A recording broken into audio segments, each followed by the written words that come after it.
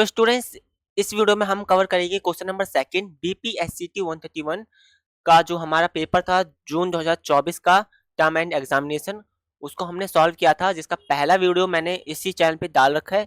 इसके second video में हम कवर करेंगे क्वेश्चन नंबर सेकंड। ओके, तो क्वेश्चन नंबर सेकंड पे आते हैं हम। तो क्वेश्चन नंबर सेकंड हम शुरू करते हैं। सबसे पहला जो क्वेश्चन पूछ रहा है, any answer were any two parts, यानी कि हमें तीन क्वेश्चन दिए गए हैं ए बी सी। हमें इसमें से सिर्फ दो ही क्वेश्चन करने हैं और ईच एंड एवरी क्वेश्चन जो है हमारा 5 मार्क्स का है। ओके, तो क्वेश्चन नंबर सेकंड का ए पार्ट क्या कह रहा है, obtain the general solution of the following ODE, यानी कि ऑर्डिनरी डिफरेंशियल इक्वेशंस की बात कर रहा है ये। ठीक है, तो उसका हमें यूज करके जनरल सोल्यूशन निकालना है इस इक्वेशन का। ठीक है, जो y डबल डैश यानी कि डबल डिफरेंशिएशन, ठीक है, plus 4y dash minus 5y equal में 7 एक्सपोनेंशियल फंक्शन का जो हमारा 2x है यहाँ पर है। तो जो हमारी स्टार्टिंग का जो ये इक्वेशन है, ये तो हमने पिछली वीडियोस में सॉल्व कर लिया था। ऑक्सिलरी इक्वेशन जो हमने फाइंड की थी वही सेम इसमें भी लगेगा, बट इसमें चेंज क्या है, यहाँ पे हमें जो राइट साइड में जीरो नहीं दिया गया है, इस बार यहाँ पर 7e की पावर 2x है, जहाँ पे हमें पता ही होगा कि आपको एक्सपोनेंशियल फंक्शन का अगर हम डेरिवेशन डेरिवेट करते तो वो सेम ही आता है। ठीक है, तो इसको कैसे सॉल्व करना है, इस पूरी इक्वेशन को, 5 नंबर का क्वेश्चन है, अच्छा खासा वेटेज है इस क्वेश्चन का एंड हर साल आता है। तो इसको कैसे सॉल्व करना है मैं आपको नेक्स्ट जो आपको क्लिप होगी उसमें मैं बताऊंगा। ठीक है, तो हम इसको सॉल्व करते हैं। तो स्टूडेंट्स, अब हम सॉल्व करने जा रहे हैं क्वेश्चन नंबर सेकंड का ए पार्ट, जिसमें हमें पता करना है इस इक्वेशन का जनरल सोल्यूशन क्या होगा। ठीक है, ये इक्वेशन सेम जो हमारा फर्स्ट क्वेश्चन था उसमें जो हमारा डी पार्ट था, ये डी पार्ट, उसमें भी सेम इक्वेशन थी, बट क्या डिफरेंस था, यहाँ पे आपको जीरो मेंशन था। ठीक है, जो हमारा जो आंसर आ रहा था वो जीरो आ रहा था RHS पे, बट यहाँ पे हमें एक इक्वेशन दे दी है, एक हमें जो है वैल्यू दे दी है जो कि 7e की पावर 2x है, यानी कि एक एक्सपोनेंशियल फंक्शन यहाँ पे दे रखा है। तो सबसे पहले हमें सॉल्व करने के लिए आपको ऑक्सिलरी इक्वेशन निकालनी आनी चाहिए कि आप ऑक्सिलरी इक्वेशन और रूट्स कैसे निकाल सकते हैं। ठीक है, तो प्रीवियस वीडियो देख सकते हैं ऑक्सिलरी इक्वेशन के लिए, वैसे मैं यहाँ पे भी आपको समझा दूंगा कि कैसे यहाँ पे निकालते हैं। ओके, तो सबसे पहले हम क्या करते हैं, यहाँ पे y का डबल डेरिवेटिव है और यहाँ पे y का सिंगल डेरिवेटिव है। ओके, तो सबसे पहले हम इसकी ABC निकाल लेते हैं, हम ABC कर देते हैं इसको, क्योंकि हमें यहाँ पे अभी क्वाड्रेटिक इक्वेशन लगानी है। तो जो हमारा A है वो 1 है, B हमारा 4 है, ठीक है, और C हमारा क्या है, -5 है। ओके, तो A1 B4 C -5। अब क्या करना है, हमें यहाँ पे क्वाड्रेटिक इक्वेशन लिखनी है, इसके लिए यहाँ m लिख देता हूँ मैं, और यहाँ पे -b plus minus under root b square minus 4ac by यहाँ पे आएगा हमारा 2a। ओके, ये क्वाड्रेटिक इक्वेशन यहाँ पे मैंने लिख दी है। अब हम यहाँ पे वैल्यूज़ को पुट कर देंगे, -4 प्लस माइनस ब्रैकेट में 4 का स्क्वायर माइनस 4 ए को पुट करा एंड 5 यहाँ पुट कर दिया, और यहाँ पे वैल्यू देगी 1। ठीक है, तो ये ऐसी इक्वेशन आ गई। अब इसको सॉल्व कर लेते हैं। एम हमारा आ जाएगा 4 का स्क्वायर हमारा 16 हो गया। ठीक है, ये -1 को हम -5 को 1 से इंटू करेंगे तो -5 आएगा, फिर उसको हम 4 से इंटू करेंगे तो -20 आएगा। अब -20 और माइनस यहाँ पे भी है। ठीक है, तो इसको हम कर लेते हैं जल्दी से। यहाँ पे हमारा 16 आ गया, यहाँ पे हमारा -20 आ गया। ठीक है, तो यहाँ पे 2 आ जाएगा जब 2 को 1 से इंटू करेंगे। उसके बाद हम क्या करेंगे, प्लस माइनस। ओके, उसके बाद इसको सॉल्व कर लेते हैं फर्दर। प्लस माइनस, यहाँ पे हमारे पास क्या होगा, माइनस माइनस प्लस हो जाता है, तो ये -36 आ जाएगा, जब +36 आ जाएगा। ओके, माइनस माइनस प्लस हो गया ना, तो ये आ गया हमारे पास 36 के अंदर 36। अब हमें क्या करना है, -4 प्लस माइनस यहाँ पे भी 2 आएगा, तो 36 का स्क्वायर कितना होता है, मतलब 6 का स्क्वायर 36 होता है, ठीक है। तो यहाँ पे 6 लिख देते हैं और यहाँ पे 2 कर देते हैं। अब इसके 2 रूट्स निकाल लेते हैं। तो m1 जो हमारा होगा, जिसमें हम क्या करेंगे, -4 -6/2 कर देंगे। ये हमारे पास 10/2 आ जाएगा, जिसको हम कट करेंगे, ठीक है, माइनस लगाना ना भूलिए। उसके बाद आ जाएगा हमारे पास -5। उसके बाद m2 जो हमारा आएगा वो आएगा हमारे पास -4 + 6/2 इक्वल्स में 2/2 मल्टीप्लाई करके हमारे पास आएगा 1 आंसर, ठीक है। हमारे पास 2 रूट्स आ गए हैं। 1 मिनट, 2 रूट्स यहाँ पे आ गए हैं, ठीक है। हमने जो है 10 को 2 से करा, फिर -5 यहाँ पे आ गया, और यहाँ हमें 4 को 6 से करा प्लस, तो 2 आया एंड 2/2, 2 को 2 से काट दिया, हमारे पास आंसर क्या आया, 1 आ गया। तो हमारे पास 2 रूट आ गए हैं, एक m1 एक m2। अब हमें क्या करना है, यहाँ पे एक कॉम्प्लीमेंट्री इक्वेशन यहाँ पे लिखनी है, ठीक है। तो यहाँ पे हम कॉम्प्लीमेंट्री फंक्शन यहाँ पे लिखना है। तो वो क्या है हमारे पास है y c इक्वल्स में c1 e m1 x, ठीक है। ये हमारे पास जो इक्वेशन है वो यहाँ पे c m2, ओके। तो ये हमारे पास कॉम्प्लीमेंट्री फंक्शन है। तो अब इसमें हम वैल्यूज़ पुट कर देते हैं।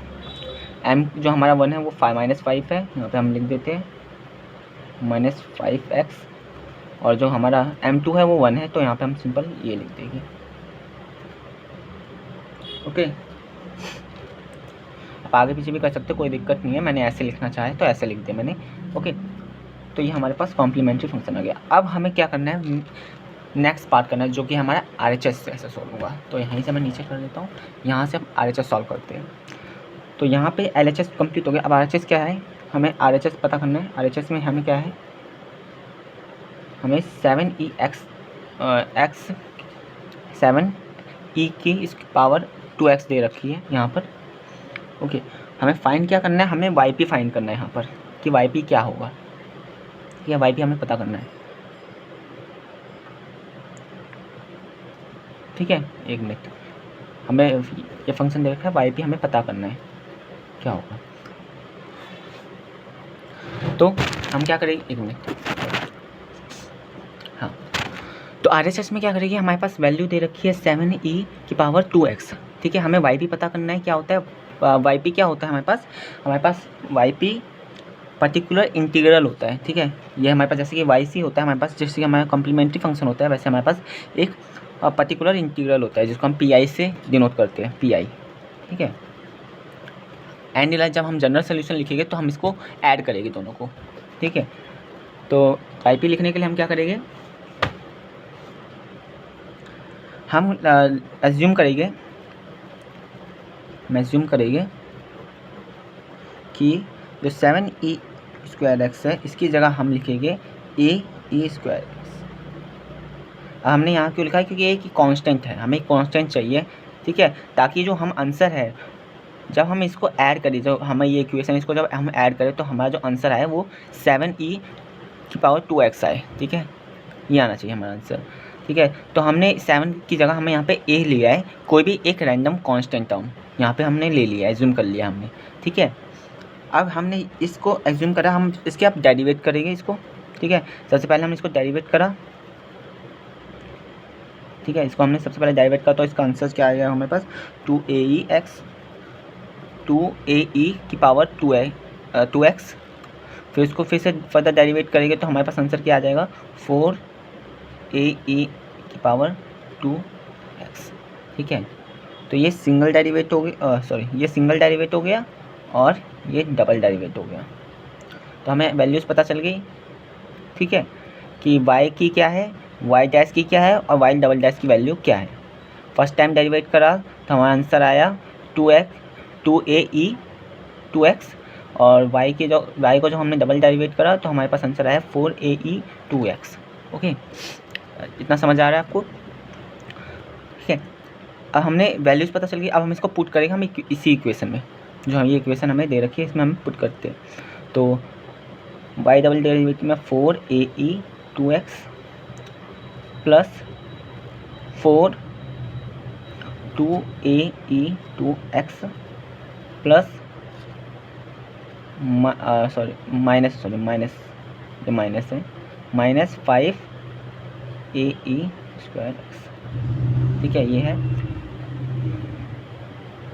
अब इसको हम ए ई एक्स को हम कॉमन ले लेंगे। ठीक है, 4 प्लस 4 को 2 से इंटू करा तो 8 माइनस 5 को यहाँ ले लिया।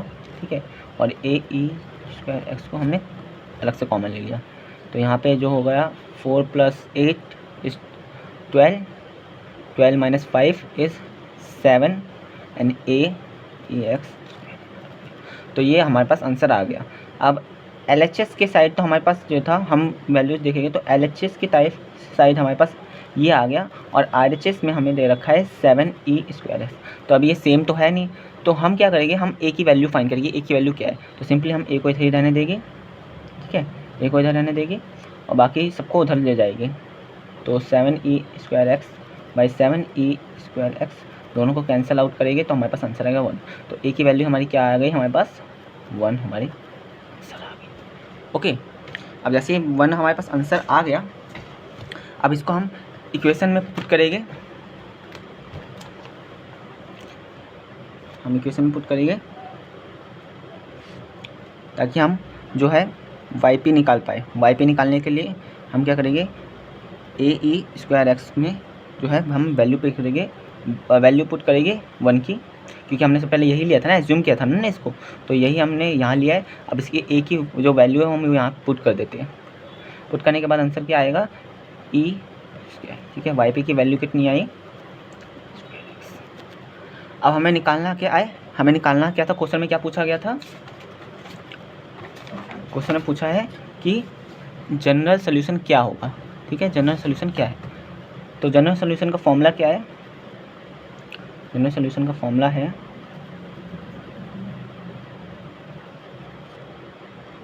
जो हमारा कॉम्प्लीमेंट्री फंक्शन है। ठीक है, ऐसे मैं फंक्शन ऐसे लिख रहा हूँ, प्लस जो हमारे पास पर्टिकुलर इंटीग्रल है। ठीक है, तो हम इसको कुछ ऐसे भी लिखते हैं, वी वाई एक्स इक्वल्स में Y C plus Y P. तो यहाँ पे हम लिख देते हैं वाई सी हमारा कितना था, ये हमारे पास वाई सी दे रखा है, एक मिनट। तो वाई सी कितना है, तो वाई एक्स में हमें क्या दे रखा है, c one e minus 5x plus c two e की पावर एक्स। ठीक है, और प्लस में वाई पी हमारा क्या आया था, ई की पावर 2x। तो हमारा जो फाइनल आंसर है, जो हमारा फाइनल आंसर है क्या है हमारे पास, ये। ठीक है,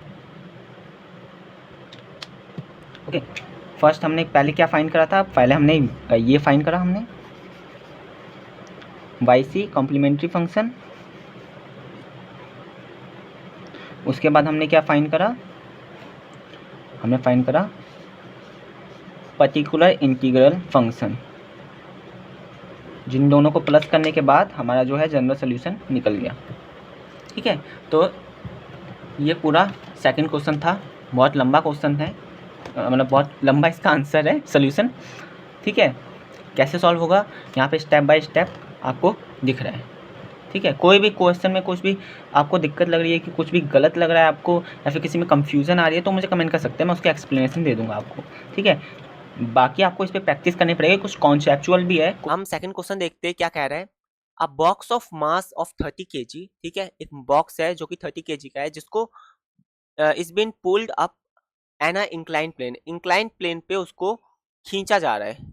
ओके, बाय अ स्ट्रिंग, एक रस्सी की मदद से या फिर किसी भी स्ट्रिंग की मदद से, एट अ कांस्टेंट स्पीड। ठीक है, ये मेन है कि कांस्टेंट स्पीड से खींचा जा रहा है, यानी कि अगर ऑब्जेक्ट को कांस्टेंट स्पीड से खींचा जा रहा है, यानी कि उसका जो एक्सेलरेशन है, ठीक है, सॉरी थोड़ा सही नहीं बनना, तो उसका जो एक्सेलरेशन है वो कितना होगा, 0 होगा। ठीक है, if the inclined plane makes an angle 30 degree with the horizontal and the tension in the string is 250 यानी कि 250 न्यूटन का यहाँ पे फोर्स लग रहा है स्ट्रिंग पर। ठीक है, हमें पता क्या करना है, हमें पता करना है coefficient of kinetic friction between the box and plane. ठीक है, बॉक्स और प्लेन पे कितना काइनेटिक फ्रिक्शन लग रहा है, कोफिशिएंट ऑफ काइनेटिक फ्रिक्शन कितना लग रहा है वो हमें बताना है यहाँ पर। ठीक है, और हमें पूछा क्या गया है, यहाँ पे एक फ्री बॉडी डायग्राम है भी बनाना है मतलब। ठीक है, तो 1 नंबर तो हमारा फ्री बॉडी डायग्राम का है, बाकी का जो 4 नंबर हमें है वो इस क्वेश्चन को सॉल्व करने के मिल रहे हैं। ठीक है, तो इसका फ्री बॉडी डायग्राम मैं आपको जो वीडियो अभी स्टार्ट करूंगा मैं, ठीक है, उस वीडियो में आपको मिल जाएगा कैसे आपको फ्री बॉडी डायग्राम बनाना है। तो मैंने यहाँ पे एक रफ डायग्राम बना लिया ताकि हम जब न्यूमेरिकल सॉल्व करें तो इसको देख के हमें इजीली हम इसको समझ के अपना जो क्वेश्चन है वो सॉल्व कर सकते हैं। अब यहाँ पे जो है एक इंक्लाइन प्लेन है, इंक्लाइन प्लेन पे हमें क्या है, एक बॉक्स दे रखा है जो कि मूविंग बॉक्स है और इसको खींचा जा रहा है एक रस्सी की मदद से, स्ट्रिंग की मदद से खींचा जा रहा है जिसका टेंशन 250 न्यूटन है। ठीक है, 250 न्यूटन से खींचा जा रहा है। ओके, अब यहाँ पे जो सरफेस है, सरफेस से एक नॉर्मल फोर्स लग रही है अपवर्ड पे, ठीक है, परपेंडिकुलर टू द सरफेस, और एक नीचे की तरफ फोर्स लग रही है mg की। अब ये मूविंग बॉक्स है, ठीक है, तो यानी कि इसमें चेंज देखने को मिलेगा और यहाँ पे जो सरफेस है वो स्मूथ नहीं है क्योंकि हमें यहाँ पे फाइंड क्या करना है, हमें काइनेटिक फ्रिक्शन फाइंड करना है, coefficient of kinetic friction find करना है। तो यहाँ पे एक फ्रिक्शन भी एक्ट कर रही है जो कि इसको अपोज करेगी, ठीक है, जो कि यहाँ पे डाउनवर्ड जाएगी। तो हम यहाँ पे इसके कंपोनेंट्स क्या लेंगे, यहाँ पे हम जो कंपोनेंट्स लेंगे, ठीक है, तो हमने एक कंपोनेंट का वो बनाया है, ठीक है, यहाँ से हम इस बॉक्स को ले लेते हैं। ओके, तो इसका जो अपवर्ड में यानी कि नॉर्मल के साइड जो बनेगा वो हमारा mg cos थीटा बनेगा, जो कंपोनेंट होगा हमारा y एक्सिस का वो हमारा क्या होगा, mg cos थीटा। ओके, और जो हमारा x एक्सिस का होगा वो हमारा mg sin थीटा होगा जो कि पैरेलल टू द सरफेस होगा। ओके, एंड यहाँ पे माइनस और प्लस होगा, वो डिपेंड करता है कि ऑब्जेक्ट किस तरफ मूव हो रहा है। मैंने यहाँ पे अभी शो नहीं करा है क्योंकि जब हम न्यूमेरिकल करेंगे तो हम वहाँ पे शो कर देंगे। ओके, इतना समझ आ गया आपको। कोई फ्री बॉडी डायग्राम से जैसे रिलेटेड क्वेश्चन होता है तो आप मुझसे पूछ लीजिएगा, ठीक है, मैं उसके लिए अलग से एक वीडियो ले आऊँगा। वैसे तो ईजी है, इतना मुश्किल नहीं है फ्री बॉडी डायग्राम बनाना। ठीक है, आगे हम इसके गिवन्स को देख लेते हैं कि क्या क्या क्वेश्चन दिया गया है हमें जिससे हम न्यूमेरिकल्स को और इजीली सॉल्व कर पाएंगे। तो सबसे पहले हमें मास ऑफ द बॉक्स दिया हुआ है, एक मिनट थोड़ा क्लियर आ जाए। ओके, तो मास ऑफ द बॉक्स दिया हुआ है जो कि 30 kg का है, एंगल दे रखा है जो कि 30 डिग्री का है। ठीक है, टेंशन जो हमें दे रखी है स्ट्रिंग की वो 250 न्यूटन दे रखी है। ओके, जो बॉक्स है हमारा वो कांस्टेंट स्पीड पे एक्सेलरेट कर रहा है, तो मतलब सॉरी मूव कर रहा है। एक्सेलरेशन तो इसकी 0 होगी। ओके, और जो हमारी ग्रेविटी इसमें बोली है वो हमें 10 मीटर पर सेकेंड स्क्वायर लेनी है। ओके, अब जैसे कि यहाँ पे जो एक्सेलरेशन है, ठीक है, यहाँ पे मैं लिख देता हूँ, जो एक्सेलरेशन है वो 0 है, यानी कि हमारा जो एफ नेट है वो भी 0 होगा।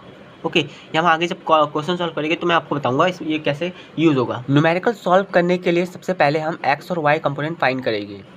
यहाँ पर बॉक्स पर परपेंडिकुलर पे हमारा नॉर्मल फोर्स लग रहा है जो कि mg cos थीटा होगा, और बॉक्स कांस्टेंट स्पीड से ऊपर की तरफ जा रहा है, बट इसको अपोज कौन कर रहा है, इसका फ्रिक्शनल फोर्स। ठीक है, और फ्रिक्शन फोर्स कहाँ पे लगेगा, इसके जस्ट अपोजिट लगेगा। ठीक है, जो ये फोर्स लग रही है, जो सरफेस के पैरेलल जो फोर्स लग रही है उसके लिए हम क्या ले रहे हैं, हम mg sin थीटा ले रहे हैं। ठीक है, तो जो भी फोर्स सरफेस के परपेंडिकुलर लग रही है उसके लिए हम mg cos थीटा लेंगे, और जो भी फोर्स सरफेस के पैरेलल लग रही है उसके लिए हम mg sin थीटा लेंगे। ओके, इतनी बात समझ आ गई आपको। ओके, अब हमने यहाँ पे WY और WX को लिया है क्योंकि हमें बुक में ऐसे ही लेने को बोला गया है। यहाँ पे जो W का मीनिंग होता है वो वेट होता है, ठीक है, और वेट का फॉर्मूला mg होता है। आगे हम करते हैं कंटिन्यू। तो WY के लिए हम क्या यूज़ कर रहे हैं, mg cos थीटा। m की वैल्यू है हमारी 30, g की वैल्यू 10 है, और cos थीटा की वैल्यू हमारी 30 है। जब हम इसको सॉल्व करेंगे तो 300 इंटू 1/2 जो हमारी cos 30 की वैल्यू है वो यहाँ पे पुट कर दी है, जिसके बाद हमारा जो आंसर आएगा वो 150 न्यूटन आएगा। WX की वैल्यू हम कैसे फाइंड करेंगे, सेम हमें 30 वैल्यू हमें m की रख ली है, फिर g के लिए हमने 10 यहाँ रखा है, और sin 30 की वैल्यू जो होती है वो √3/2 होती है जो कि हमने यहाँ पे रख दी है। अब फर्दर हम इसको सॉल्व करेंगे तो हमारे पास 150/√3 आएगा।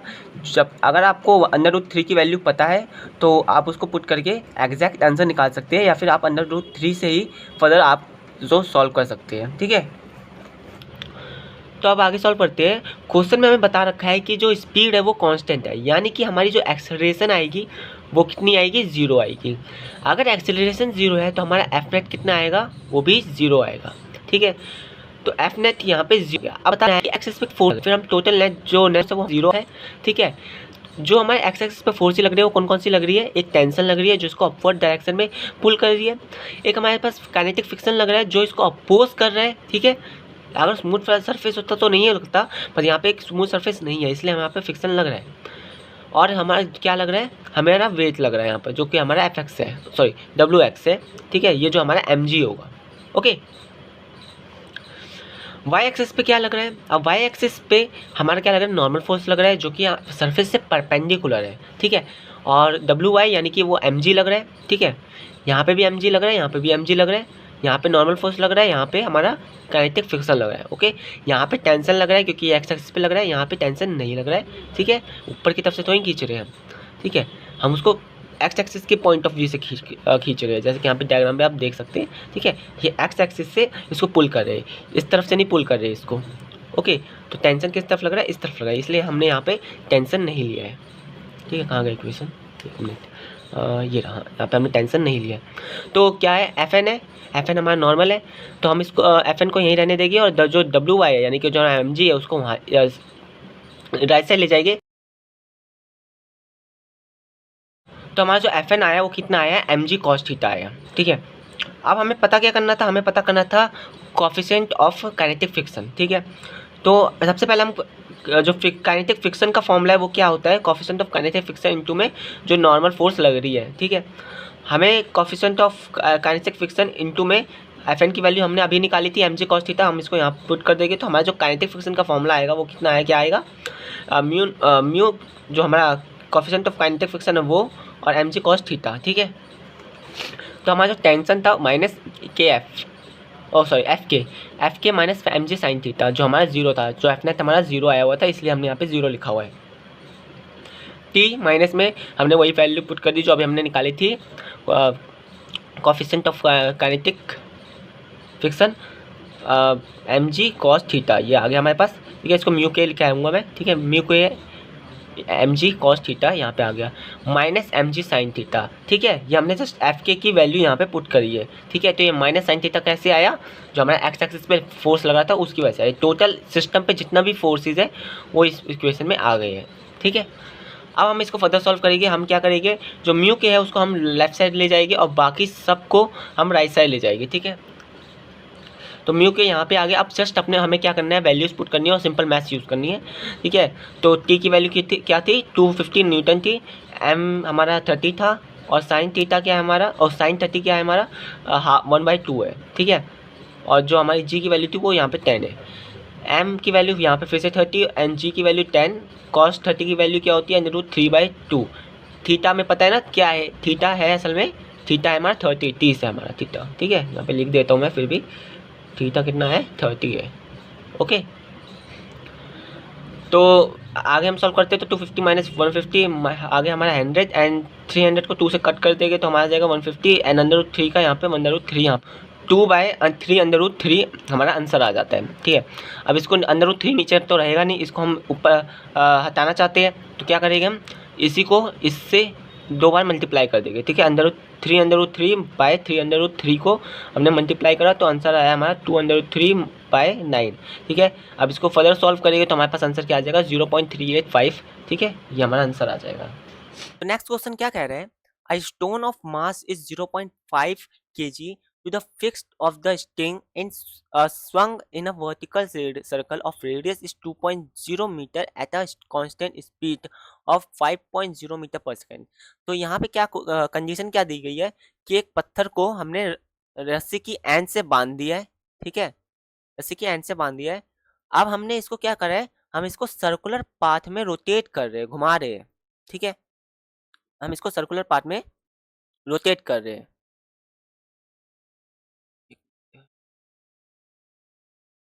ठीक है, सर्कुलर पार्ट में रोटेट कर रहे हैं। तो इसका जो रेडियस आया वो कितना आया हमारा, हमें कितना रेडियस दे रखा है, 2 मीटर। ठीक है, और इसको वेलोसिटी कितनी है, इसकी वेलोसिटी हमें दे रखी है 5 मीटर पर सेकेंड दे रखी है। ठीक है, इसको हम ऐसे रोटेट कर रहे हैं। अब हमें बताना क्या है, the calculate the tension in the string at the highest point and at the lowest point of the circle। ठीक है, यानी कि जो सर्कुलर पाथ है इसमें एक जो बनेगा हमारा हाईएस्ट पॉइंट बनेगा और एक हमारा लोएस्ट पॉइंट बनेगा, और ये सरफेस है। ठीक है, ये सरफेस है। ठीक है, हम वर्टिकली इसको रोटेट कर रहे हैं, ठीक है, हॉरिजॉन्टली नहीं कर रहे, इसलिए यहाँ पे मैंने एक सरफेस बनाया है। अब ये हमारा लोएस्ट पॉइंट और ये हमारा है हाईएस्ट पॉइंट। हमें बताना है कि जब स्टोन नीचे होगा तो इस पे जो इसकी स्टिंग पर कितना टेंशन लगेगा, और जब ये स्टोन ऊपर होगा यानी कि सबसे हाईएस्ट पॉइंट पे होगा तो इस पे कितना टेंशन लगेगा। ठीक है, हमें ये बताना है। क्वेश्चन इजी है, ठीक है, आप अगर इसको सॉल्व करेंगे तो हो जाएगा आपसे। ठीक है, मैं इसकी वीडियो जो है आगे प्ले कर दे रहा हूँ ताकि आपको इजीली समझ आए कि इस क्वेश्चन को, इस न्यूमेरिकल को कैसे सॉल्व करना है। ठीक है, 2 नंबर यहाँ पे दे रखा है। ठीक है, जो डायग्राम और जो हमें फॉर्मूला लिखना है वो, और बाकी के 3 नंबर हमें इसको सॉल्व करने के मिल रहे हैं। ठीक है, तो अब हम सॉल्व करने जा रहे हैं क्वेश्चन नंबर सेकंड का सी पार्ट, जिसमें हमें बताना है कि रस्सी पे कितना टेंशन लगा है जब वो अपनी हाईएस्ट पॉइंट गेन करता है और जब हम वो सबसे लोएस्ट पॉइंट गेन करता है। ठीक है, तो उस पर कितना टेंशन लगेगा ये हमें बताना है। ओके, तो हमने एक स्टोन लिया था जिसको हमने रस्सी से बांधा था और उसको फिर हमने वर्टिकली घुमाया था। ठीक है, वर्टिकली घुमाया तो इसके 2 पॉइंट्स बने, एक हाईएस्ट पॉइंट बना, एक लोएस्ट पॉइंट बना। ठीक है, अब इस रस्सी को एक सेंटर ऑफ मास की मदद से घुमाया जा रहा था। ठीक है, यहाँ से लेके यहाँ तक की जो डिस्टेंस थी वो r थी, और जो स्टोन का मास था वो हमारा 0.5 kg था। इसको हमने ऐसे घुमाया। ठीक है, इसको मैंने क्लॉकवाइज घुमाया है, या आप जैसे घुमा सकते हैं, क्लॉकवाइज, एंटी क्लॉकवाइज। ठीक है, हमें बताना क्या है, हमें बताना है कि टेंशन कितना है। ओके, तो यहाँ पे गिवन क्या था, जो हमारा मास है वो 0.5 kg है, रेडियस जो हमारा 2.0 मीटर है, और वेलोसिटी जो जिस वेलोसिटी से रोटेट कर रहा है वो कितना है, 5.0 मीटर पर सेकेंड है। ठीक है, और इस पर ग्रेविटी कितनी लग रही है, 10 मीटर पर सेकेंड है। ओके, तो फर्दर इसको सॉल्व करते हैं। तो हम इस फ्री बॉडी डायग्राम को देखते हैं। यहाँ पे देखिए जो स्टोन है, जब हमने स्टोन को रोटेट किया, ठीक है, जब हमने इसको रोटेट किया तो इस पर क्या लग रहा था, इस पर जब ये हाईएस्ट पॉइंट पे था, जब इस पर mg लग रहा था, और mg क्या कर रहा था, इसकी हेल्प कर रहा था इसको नीचे लाने में। टेंशन तो कर ही रहा था, हम तो लगा ही रहे थे फोर्स कि वो नीचे जाए, साथ ही साथ mg भी चाहता था कि वो नीचे जाए। ठीक है, जो ग्रेविटी थी वो भी चाहता था नीचे जाए। तो इसमें क्या है, फॉर्मूला यूज़ होगा हमारा, जो बोथ, यहाँ पे हम लिख देते हैं एक स्टेटमेंट, बोथ टेंशन एंड, ठीक है, टेंशन एंड वेट, या फिर हम कहें mg, ठीक है, एक्ट कर रहे हैं डाउनवर्ड, नीचे की तरफ, डाउनवर्ड।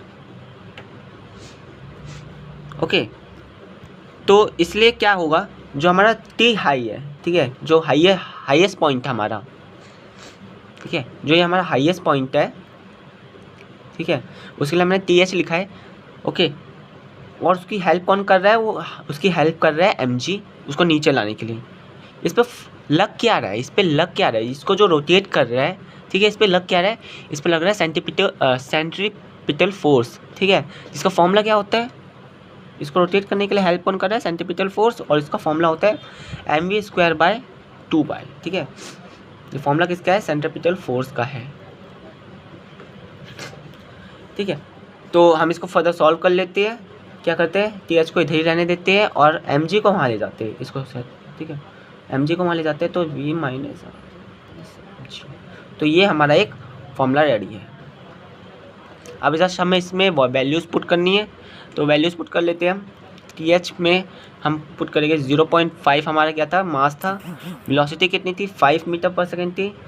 ठीक है, अंदर बाय 2। ओके, यहाँ मास लगाएंगे तो 0.5 इसका मास फिर से, एन इंटू में 10। ठीक है, इसको सॉल्व कर लेते हैं। 0.5 इंटू 25 माइनस 5/2। ओके, इसको हम आगे सॉल्व करते हैं,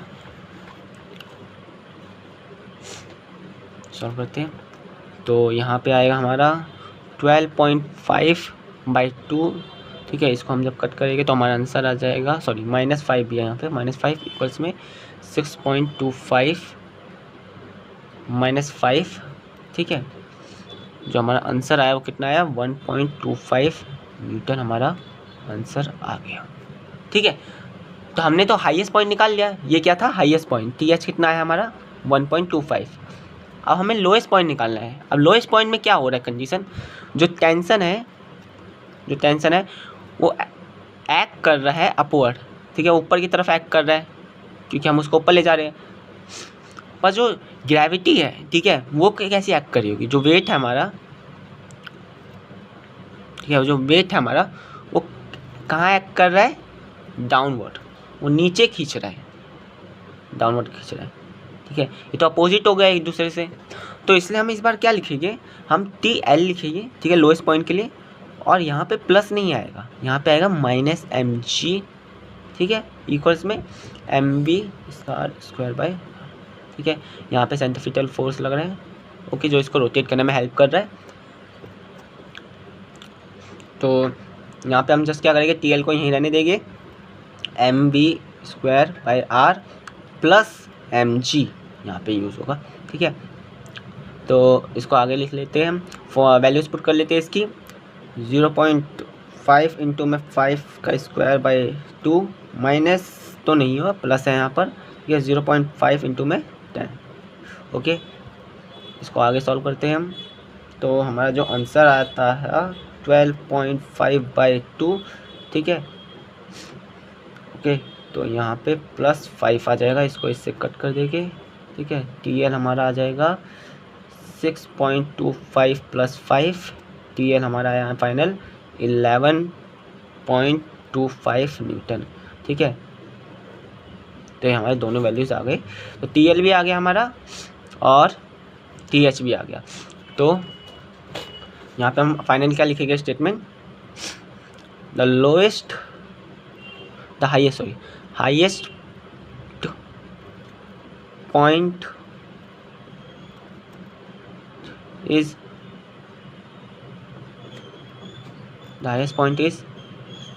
1.25 Newton and lowest point is 11.25 Newton, ठीक है।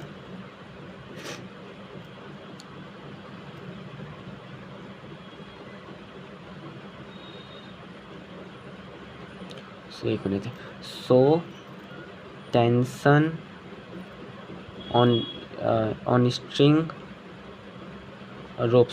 रोप at the highest point is 1.25 Newton and lowest point is 11.25 Newton, okay, ये कहेगी, ठीक है, ये रोप है। तो ये हमारा सेकंड का सी पार्ट कवर हो चुका है, ठीक है। अब हम थर्ड क्वेश्चन जो है वो नेक्स्ट वीडियो में कवर करेंगे, इसके लिए चैनल को सब्सक्राइब करके वीडियो लाइक कर दीजिए, ठीक है।